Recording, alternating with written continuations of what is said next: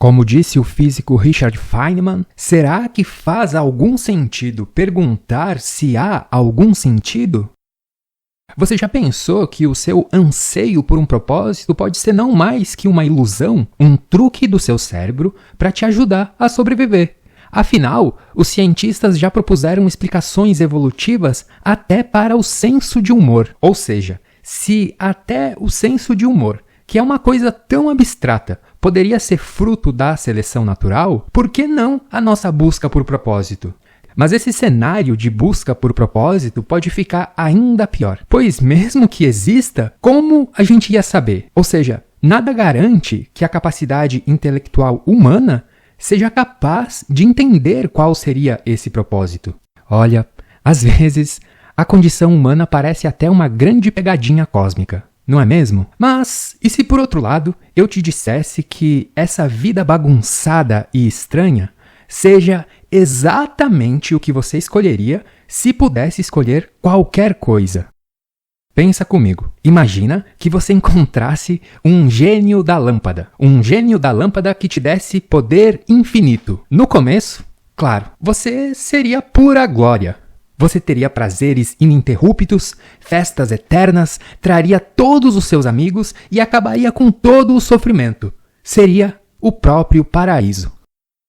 Mas depois, digamos, de 1000 anos, nesse estado de perfeição, onde você simplesmente estala os dedos e tem tudo o que você quer, bom, talvez o tédio começasse a bater. Talvez começasse a ficar um pouco chato saber exatamente o que vai acontecer o tempo todo. Talvez você começasse a ansiar por algum desafio. Aí, então, desesperado por um pouco de emoção, você iria até o gênio e pediria para ele um desafio. Você começaria, quem sabe, a inventar jogos. Talvez pedisse a ele para gerar novos universos, os quais você e seus fiéis escudeiros tivessem que conquistar. Seria assim, por algum tempo, uma grande aventura. Só que, uma vez que você sabe que é invencível, a graça não dura para sempre. Você ia começar a desejar algo que não fosse garantido. Você ia querer descer daquele pedestal. Aos poucos, você iria pedindo ao gênio para tirar os seus poderes,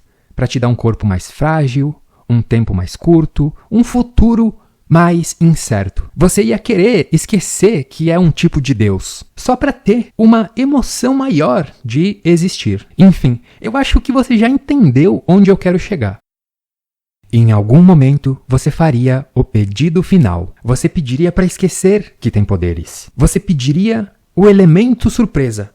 Você pediria o risco real, o perigo, a chance de falhar, a chance de perder, só para sentir o gosto de ganhar realmente. E aí, quando você abrisse os olhos, você estaria exatamente onde você está agora, vivendo essa vida humana, trágica, limitada e incrivelmente real.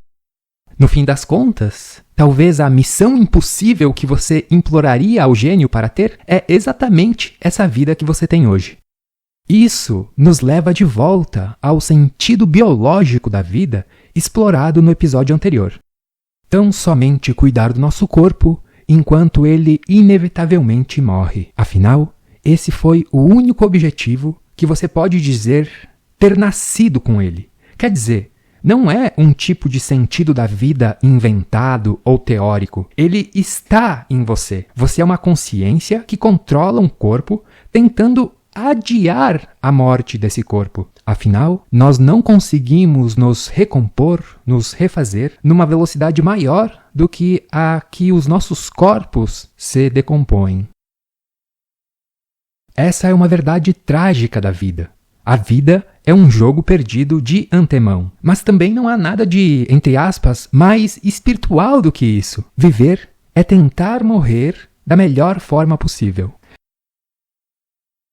No entanto, vamos ser honestos. Digamos que você zere esse jogo. Quer dizer, que você consiga obter os melhores meios de cuidar do seu corpo e se sinta completamente satisfeito com isso. Mas aí chega numa terça-feira à noite, você senta no sofá, tá tudo meio silencioso e bate aquele negócio, sabe? Aquele vazio esquisito. É como se tivesse um sussurro lá no fundo do seu cérebro perguntando: tá, eu sobrevivi, eu tô seguro, mas e agora? É só isso? É só um primata sofisticado esperando a morte chegar com o máximo de conforto possível? Como eu disse no episódio anterior, o psicólogo Carl Jung falava que a vida tem duas fases. A primeira é essa luta de estabelecer-se no mundo, de criar uma casca, de garantir os recursos. E como eu também disse lá, o problema é que a nossa cultura, o capitalismo, quer que você fique para sempre apenas nessa fase, acumulando, sejam bens ou experiências, mas sem ter a chance, ou pelo menos sem ser motivado, a dar esse segundo passo, a avançar para a segunda fase, a qual, onde a pergunta como eu sobrevivo muda para que eu sobrevivo? O que eu faço com a minha efêmera sobrevivência? Bem, para começar, a gente precisa encarar o elefante na sala. Aquela sensação de que, em última análise, nada importa. E essa é uma conclusão nem um pouco difícil de se chegar nos dias de hoje. E talvez a maioria das pessoas que pensem sobre a existência cheguem nela. Você olha, por um lado, o conhecimento científico te dizendo que o universo funciona segundo leis cegas, e daí depois, por outro lado, olha o movimento iluminista que superou a visão religiosa e conclui inequivocamente que o mundo não pode ter um significado maior. Mas nesse momento, você acabou de se tornar um materialista. Alguém que deixou de acreditar em Deus para ter fé na matéria. O materialismo, como você sabe, é a cosmovisão que substituiu aquela antiga ideologia pautada na igreja. De tal maneira, uma vez que o materialismo substituiu a visão de mundo anterior, que era também pautada em crenças, ele acabou permanecendo como se fosse a única cosmovisão atual racionalmente viável. Quer dizer, devido ao sucesso da ciência se basear na investigação das coisas físicas, é como se as pessoas tivessem parado de acreditar em Deus para acreditar nas coisas físicas. Foi quando, então, a ciência se tornou a nova religião da humanidade. Mas veja, o fato da ciência ter sucesso em lidar com coisas físicas apenas nos informa que a ciência tem sucesso em lidar com coisas físicas e ponto final. Isso não implica que o mundo seja constituído apenas de coisas físicas. É claro que também não significa que exista algo a mais, mas certamente significa que devemos estar aberto a essa possibilidade. Ou seja, o sucesso da ciência não descarta que o mundo seja constituído por faces que a ciência não seja capaz de lidar. E talvez seja justamente essas faces as que mais nos importam. E se a ciência não consegue tratar delas, somos nós, enquanto seres filosóficos, como seres pensantes, que devemos tratar delas. Pois veja, a física não consegue explicar o que são as coisas físicas. Ela apenas explica como tais funcionam. De tal maneira, por que será que nós dizemos que as coisas são físicas se a própria física não consegue explicar o que elas são? Isso não faz sentido. De tal maneira, seria muito mais apropriado dizer que as coisas são filosóficas. Por mais estranho que isso possa soar a princípio, note como é uma suposição mais honesta. No livro A Insustentável Leveza do Ser, tem uma frase que já me assombrou por um tempo e que resume bem esse engano cultural de nossos dias. Ela diz o seguinte: o que acontece apenas uma vez poderia muito bem não ter acontecido. Tal sentença parece ter capturado essa aparente futilidade da existência. Essa ideia de que, bom, se a gente tem só uma vida e ela não tem rascunho, e se, somado a isso, a gente levar em conta que, tal como sugere a segunda lei da termodinâmica, tudo, exatamente tudo no universo, algum dia irá esfriar até um ponto onde tudo vai se apagar completamente, sem deixar nenhum vestígio, bom, então as nossas vidas parecem mesmo vazias de um significado duradouro. Os nossos sucessos, as nossas alegrias, até mesmo as nossas dores, bom, tudo parece ser em vão diante desta perspectiva. Afinal, tudo se dissolveria no tempo sem deixar rastros. Diante disso, aqui a gente chega à pergunta central desse episódio. Em outras palavras, a pergunta que temos de nos fazer a fim de tentar entender se há ou não um propósito é a seguinte: será que pode haver algo que sobreviva à nossa efêmera participação no universo, adicionando algo à sua essência de uma forma que transcenda a temporalidade? Afinal, sem isso, não tem como haver um verdadeiro propósito para a nossa existência. Em outras palavras, se a nossa existência individual não pode deixar nenhuma marca na existência geral, então as nossas vidas são mesmo descartáveis, uma vez que não causariam nenhum impacto que perdure. Bom, é certo que a resposta de muitos para essa questão seria dizer: algo que perdura ao tempo são os nossos filhos, ou o trabalho que deixamos para trás, o nosso legado. Mas aqui o problema é um conflito lógico, pois isso não resolve a questão, apenas a adia. Isso cria um ciclo vicioso.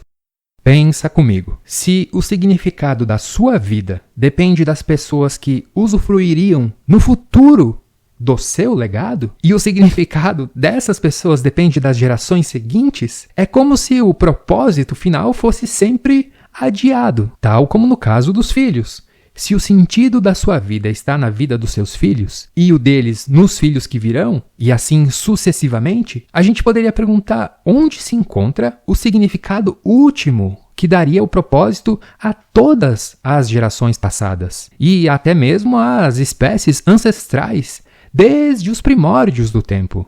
Em matemática, isso é chamado de recursão infinita. Para ser válida, uma recursão precisa de um caso base, uma condição de término. Quer dizer, uma recursão precisa de um caso base para não se tornar um loop inútil. Então, a grande pergunta aqui é: onde estaria o caso base para o propósito da existência humana? De duas, uma. Se algum propósito existe, ou ele é realizado apenas no final de um longo processo recursivo, talvez, sei lá, por uma geração de seres em um futuro inimaginavelmente distante, ou, alternativamente, nossas vidas têm um significado em si mesmas, ancorado no presente da nossa existência.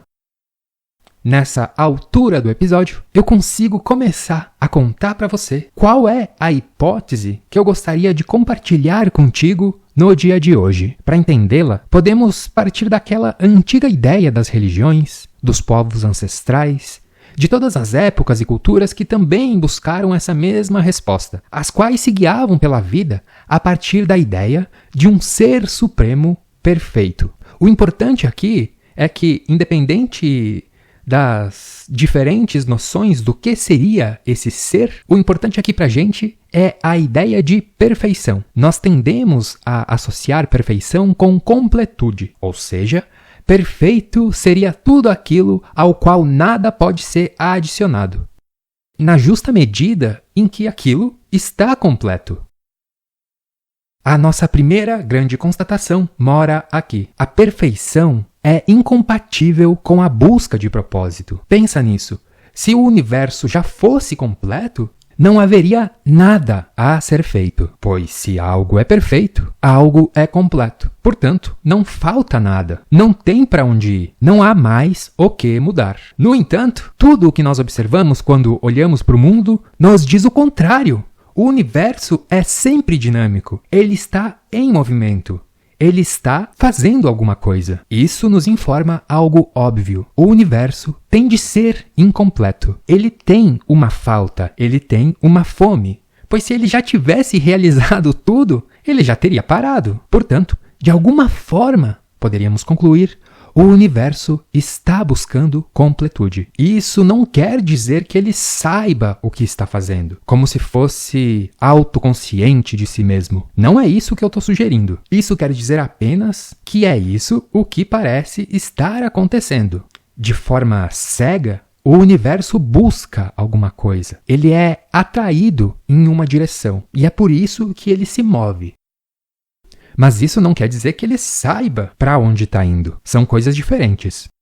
É o fato de o universo querer alguma coisa que faz com que as coisas aconteçam. E nessa perspectiva aqui, a gente pode entender que as coisas acontecem porque o universo ainda não é perfeito. Vulgo, ele ainda não estaria completo. E é justamente a incompletude do universo o que deixa espaço para um processo de, digamos assim, enriquecimento do universo. E tal enriquecimento pode ser considerado como o meio para o propósito. A ideia central que nós vamos explorar de agora em diante é a seguinte: o propósito final da existência é o enriquecimento do próprio universo. E o que isso significa? Podemos entender que significa realizar os potenciais inerentes do universo que ainda não foram realizados. Em outras palavras, o universo seria incompleto porque aspectos do seu próprio potencial ainda não passaram a existir. Portanto, o processo de trazer esses potenciais à existência é o que a gente pode entender como enriquecimento. Ficou um pouco abstrato, mas eu vou explicar melhor no decorrer do episódio. E como nós vimos, esse enriquecimento não pode ser algo efêmero, algo que se destrói com o passar do tempo. Lembra, a gente está aqui em busca de um caso base. Então, perguntemos: como enriquecer o universo sem que esse enriquecimento seja perdido? E a resposta está no seu eu, pois o seu eu é aquilo que não muda diante de tudo aquilo que muda. Ou seja, é a nossa consciência aquilo que justamente parece não ser afetado pela espaço-temporalidade. A nossa consciência apenas observa sem ser afetada por aquilo observado. Pensa comigo, desde que você é criança, todos os seus átomos do seu corpo já foram trocados completamente mais de uma vez. Mas, embora tudo, exatamente tudo em você mude, o seu eu permanece. E se colocarmos isso diante aquela questão de que não sabemos se foi a consciência que surgiu da matéria ou a matéria que surge das manifestações da consciência, quer dizer, uma vez que, dado o conhecimento atual, tem o mesmo peso, tem o mesmo valor epistêmico, a gente assumir que a consciência surge ou que ela sempre existiu, de uma maneira intrínseca ao universo, esse eu da nossa experiência talvez então não seja um mero acidente cosmológico, uma luz que se acende e logo se apaga, mas talvez seja um fragmento dessa qualidade consciente intrínseca ao universo e que de tal maneira não vai ser destruída quando a gente morrer. Assim, levando isso em consideração, a gente pode entender que o processo de enriquecimento universal na busca por completude, a gente pode entender que o propósito da existência seria o enriquecimento da consciência, do seu eu, pois é ele que permanece para além de tudo que muda, ou seja, é ele que permanece para além de tudo aquilo que vai se apagar. Olha, nesse outro episódio que está aparecendo no canto superior da tua tela, eu explico melhor por que, dado o conhecimento atual, faz mais sentido entender a existência como um tipo de sonho do próprio universo. É isso mesmo. É como se tudo o que há fosse não mais que uma espécie de um sonho do que poderíamos considerar a consciência universal. Pois veja, se a qualidade de criar experiências for intrínseca ao tecido do cosmo, nada impede que ele esteja sonhando a própria realidade. Pois sabemos que a consciência é capaz de criar realidades e avatares que experimentam essa realidade em primeira pessoa. Nós provamos isso todas as noites quando sonhamos. Portanto, uma vez que é um fato que a consciência pode produzir realidades sonhadas, se a base do universo não for a matéria, mas a consciência, é perfeitamente plausível que todo esse mundo seja um sonho da consciência universal. E lembra, consciência aqui não significa autoconsciência, quer dizer, consciência aqui significa apenas a capacidade de gerar experiência, mesmo que essa experiência não saiba que está tendo uma experiência. Consciência é isso, capacidade de experimentar. Nós, seres humanos, temos um algo a mais. Nós experimentamos e sabemos que estamos experimentando. Portanto, quando eu digo que haveria uma consciência universal unitária como base da existência, não quer dizer que essa base sabe da sua própria capacidade. Mais adiante eu vou tratar melhor desse ponto, pois você poderia muito bem se perguntar, bem, mas se ela não sabe que é consciente, como ela sabe o que tem para fazer? Como ela sabe o que tem que fazer? Depois eu vou tratar desse ponto.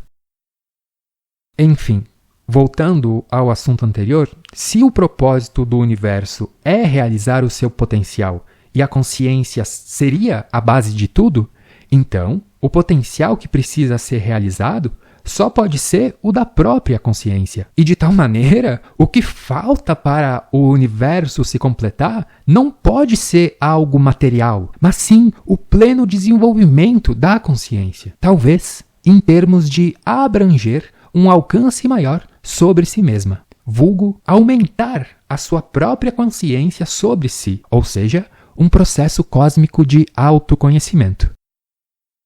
O que você deve se perguntar agora é o seguinte: se a natureza quer enriquecer na medida em que conhece a si mesma, por que então ela apenas não se conheceu e ponto final? Quer dizer, por que ela precisaria se fragmentar em milhares de consciências individuais que pouco sabem sobre o todo?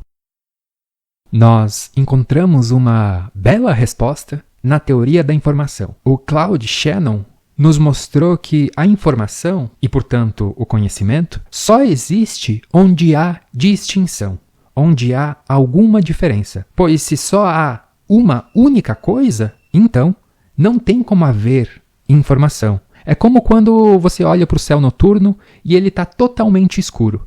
Você só capta alguma informação, você só conhece algo sobre aquilo quando uma estrela aparece, ou seja, quando algo se destaca do todo. Portanto, a informação requer diferença. Onde tudo é igual, não há possibilidade de conhecimento. Por isso, se o propósito do universo é conhecer a si mesmo, ele precisa ser incompleto. Agora, vamos tentar aplicar isso à consciência. O processo de enriquecimento da consciência é um processo de aquisição de informação. E é claro, o acúmulo de informação, por sua vez, leva ao conhecimento. Portanto, sem uma nova informação, não há enriquecimento. Pois veja, se a consciência fosse tudo o que existisse, então não haveria nada que ela não seja. Nesse estado, não haveria contraste. Então, para se conhecer, ela precisou de algo que não fosse ela mesma para servir de espelho, para ter algum contraste, para ter alguma diferença. E aqui está a resposta que nós estávamos buscando. O aprisionamento da consciência em cérebros individuais seria o mecanismo pelo qual o universo cria o necessário contraste para poder conhecer a si mesmo. Essa fragmentação da consciência é uma ilusão criada pelos cérebros, mas uma ilusão de separação que proporciona a informação e, assim, a possibilidade de aprendizado. Reitero, isso não quer dizer que o universo tenha feito isso de forma premeditada, pois premeditação requer autoconsciência. Isso quer dizer apenas, talvez, que foi o que aconteceu. E também volto a dizer, uma vez que não sabemos se as coisas físicas ou se a consciência é mais fundamental, não sabemos qual é a geradora da qual. Não sabemos qual veio antes. Portanto, assim nós temos que levar as duas hipóteses a sério com o mesmo peso. Mas é muito difícil que pessoas não religiosas, que pessoas lógicas, consigam considerar com o mesmo peso que a consciência é mais fundamental que a matéria. Mas, se esse for o seu caso, talvez seja interessante investigar se essa resistência não é apenas fruto de um preconceito cultural atual, naqueles moldes que eu expliquei antes, como se você assumir que a consciência possa ser anterior à matéria significaria que você está, quem sabe, sendo religioso ou acreditando em um mundo espiritual ou sei lá o quê. Olha, não tem nada a ver com isso. Tem a ver com ser cético, pois o verdadeiro ceticismo hoje em dia está em considerar essas duas hipóteses com o mesmo peso. Nesse vídeo e aqui no canal, eu tento puxar a corda para o outro lado a fim de dar uma equilibrada. Mas o fato é que a gente não sabe. E talvez, enquanto vivos, nunca venhamos a saber. Uma vez que a gente considera as duas hipóteses com o mesmo peso, a gente pode olhar com um pouco mais de seriedade para a possibilidade de que talvez, depois de você morrer, a experiência não acabe, mas apenas a experiência individual, pois seria essa a função do cérebro. Quer dizer, se o cérebro não é o gerador da experiência, ele tem que ter alguma função. Que função seria essa? Seria fragmentar essa consciência universal numa experiência individual. Ou melhor dizendo, essa seria uma boa hipótese para qual seria a função de um cérebro num mundo onde a consciência é anterior a ele. E se essa consciência anterior a ele é universal e unitária, uma vez que a gente tem experiências conscientes individuais, bom, então talvez seja justamente essa a função cerebral. Considerando isso, a pergunta que devemos nos fazer a essa altura é a seguinte: se a fragmentação é um meio para o fim, ou seja, sendo o fim o autoconhecimento cósmico, o que vai acontecer quando esse fim ser alcançado? Se pensarmos logicamente, quando todo o potencial de conhecimento for realizado, a ilusão de individuação terá servido ao seu propósito. E então, poderá ser desfeita. A consciência, então, poderia retornar ao seu estado de unidade, mas agora enriquecida com o autoconhecimento completo. O propósito metafísico da sua vida, portanto, seria a sua contribuição para esse retorno gradual a um estado de consciência unificada e onisciente.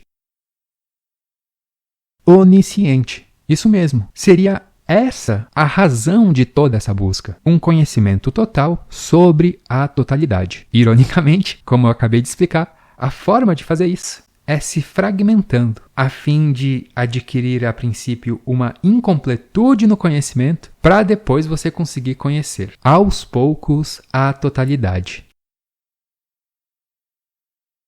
Bom, contudo, uma outra pergunta que talvez você possa se fazer é essa aqui. Se todo esse processo foi colocado em movimento com o objetivo de alcançar um autoconhecimento total, o que iniciou esse processo? Pois, como eu disse antes, essa consciência unificada primordial não poderia ter sabido de forma premeditada que precisava se fragmentar para se conhecer. Ela não tinha um neocórtex racional para entender o seu próprio dilema. Então, a questão aqui é como ela soube que precisava se fragmentar para alcançar o autoconhecimento. Aqui nós nos deparamos com um aparente paradoxo. A origem desse processo parece exigir uma forma de saber sem saber. Isso implica a pré-existência de uma espécie de vontade embutida na própria estrutura da realidade, algo que transcendesse a nossa análise racional. Mas veja, eu não estou aqui tentando explicar o desconhecido pelo desconhecido. Essa força que teria orquestrado o início da criação é o conceito mais próximo, talvez, do que muitos chamem de Deus. Porém, como explicou Schopenhauer, a gente não precisa de um Deus. Basta apenas uma vontade universal cega e eternamente insatisfeita para que o universo se desdobre em sua perpétua busca. Nesse sentido, seria porque o universo sempre quer mais que as coisas acontecem. Ok, tá bom, mas como essa vontade que ainda não possuía conhecimento algum, poderia saber que precisava de conhecimento? E talvez a resposta seja que o universo, mesmo antes de poder saber qualquer coisa, já possuía alguma espécie de insight intrínseco. Quer dizer, um insight, mesmo que cego, apontando que rumo seguir. Vamos explorar um pouco melhor isso porque é bastante interessante.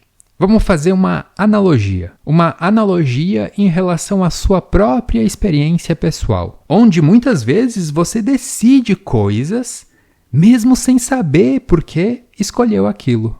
Imagina a sua vida como um barco descendo um rio. Você tem o livre-arbítrio para remar para lá ou para cá, mas a correnteza do rio representa a lei do insight. Quer dizer, mesmo que você consiga ir para lá ou para cá, há uma forte tendência para o fluxo da sua vida. Essa lei não sabe de antemão quais insights você precisa, mas se você tenta nadar contra a correnteza, bem, você vai sentir isso. É por isso que esse fluxo natural não precisa saber, não precisa ter consciência sobre a direção que vai. Uma vez que se tentar ir numa direção oposta, não vai dar certo. Simplesmente isso. Você pode entender o que eu estou chamando aqui de lei do insight como um algoritmo de otimização estocástica. O que isso significa? Significa que o universo não conhece a solução, os insights que você precisa, mas ele tem um mecanismo de feedback para saber se você está progredindo na direção certa. Porém, não perca de vista, tal como no caso do rio, esse feedback não é intencional. Ele é um efeito das condições que você se encontra. De tal maneira, você pode entender que as suas ações, os seus pensamentos interagem com o universo e a lei do insight vai oferecer uma resposta para você, dizendo se você está na direção certa ou remando contramão. De tal maneira, se um caminho está te levando a um maior entendimento, é provável que as circunstâncias se alinhem para fortalecer esse caminho. De tal maneira, você pode entender que o seu sofrimento ou a sua satisfação talvez façam parte desse mecanismo de feedback. Se um caminho leva à estagnação, as circunstâncias podem criar a necessidade de mudança de curso. Sabe, quando você sente que não está no caminho certo, isso significa que esse é um processo dinâmico, não um destino fixo, cujo caminho não pode ser explorado. Enfim, o lance aqui é você imaginar que esse processo do universo é como um processo de tentativa e erro às cegas, mas que quando algo dá certo, esse algo avança. E é justamente esse avançar para uma próxima fase o que podemos considerar como um feedback da lei do insight. Um sinal de que estamos na direção certa. Portanto, assim, o universo não precisava saber que estava na direção certa. Ele não precisava saber o que estava fazendo. Mas toda vez que se alinhava na direção certa, avançava. E talvez por isso tenha progredido em uma direção. O que, pelo contrário, te permite entender que, bom, se ele tentasse avançar em qualquer direção que não fosse essa, simplesmente não avançaria.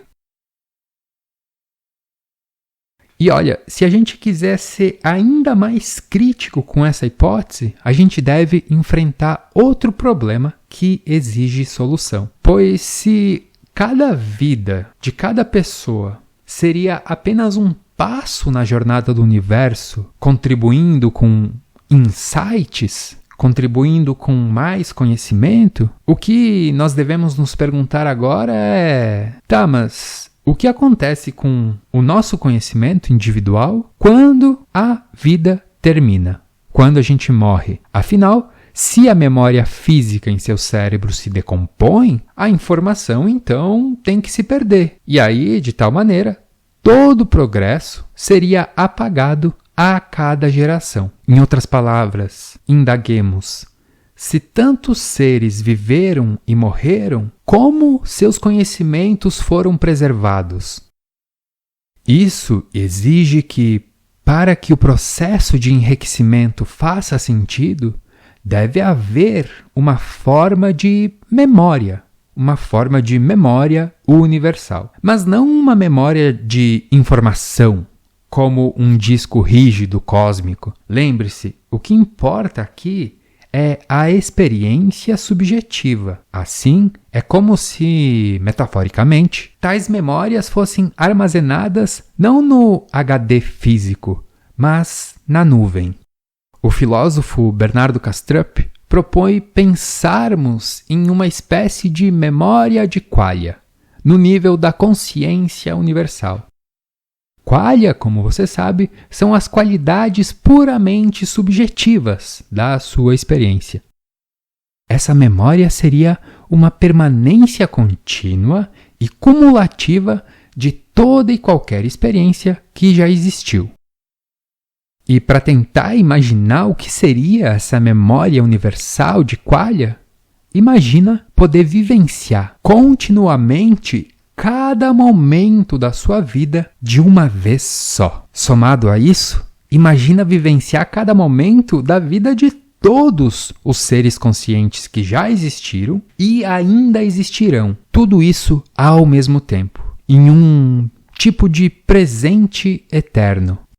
Pois se o que permanece é o eu e o eu é a consciência, poderíamos perguntar: o que é, afinal, consciência? Bom, consciência é a própria experiência. Então, entenda que se a consciência for mais fundamental do que a matéria, então é a própria experiência aquilo que permanece. E considerando isso, a memória de qualia não é uma estipulação arbitrária a fim de salvar essa hipótese. A memória de qualia é uma consequência lógica inevitável, pois se a consciência seria mais fundamental que a matéria, e consciência é experiência, o que resta para além da matéria é justamente a experiência, que é o que nós estamos chamando de memória de qualia, uma memória de experiências, mais especificadamente de experiências subjetivas. Enfim, eu acho que para hoje já tem conteúdo suficiente para você pensar. E é claro, não esquece de deixar aí nos comentários o que você acha de tudo isso. Te parece minimamente plausível? Se não, me diz por quê. Eu gostaria muito de discutir esses assuntos com você. Fique à vontade para dar sugestões, para pedir assuntos a serem tratados em próximos episódios, para reclamar, seja lá do que for. Eu acho que o objetivo aqui é a troca. E essa troca tem que ser em via de mão dupla. Então, para acabar o episódio, vamos pensar no que tudo isso implica. Primeiro, se a gente assumir que as hipóteses anteriores estejam minimamente perto da verdade, a sua vida teria um significado intrínseco e constante, independente das circunstâncias. Cada experiência sua seria uma contribuição para o objetivo universal de autoconhecimento. Olha que bacana! O seu propósito enquanto ser individual seria explorar a sua própria experiência a fim de você adquirir um maior autoconhecimento, não apenas para você, mas para o todo. Segundo, na perspectiva aqui construída, você pode entender que as outras pessoas seriam fundamentalmente outras versões de você mesmo, e de tal maneira, ajudá-los em seu caminho é multiplicar a eficácia da sua própria vida. Terceiro, a morte não seria o fim de você, mas uma expansão. O seu eu individual é uma coleção das suas experiências subjetivas. Como todas as experiências seriam permanentemente preservadas naquela memória universal de Qualia, nada que constitui sua identidade é perdido na hora da morte. A morte física é o fim do seu corpo, é o fim do seu ego, mas não daquilo que tu viveu. De outra maneira falando, seria a soma do seu eu individual a algo maior. Mas o seu eu propriamente não é perdido. Ele é expandido. Quarto, a vida não é efêmera. Aquela ideia do Nietzsche, do eterno retorno, se torna aqui uma verdade num sentido exponencial, pois a eternidade das suas experiências valeria para toda eternidade.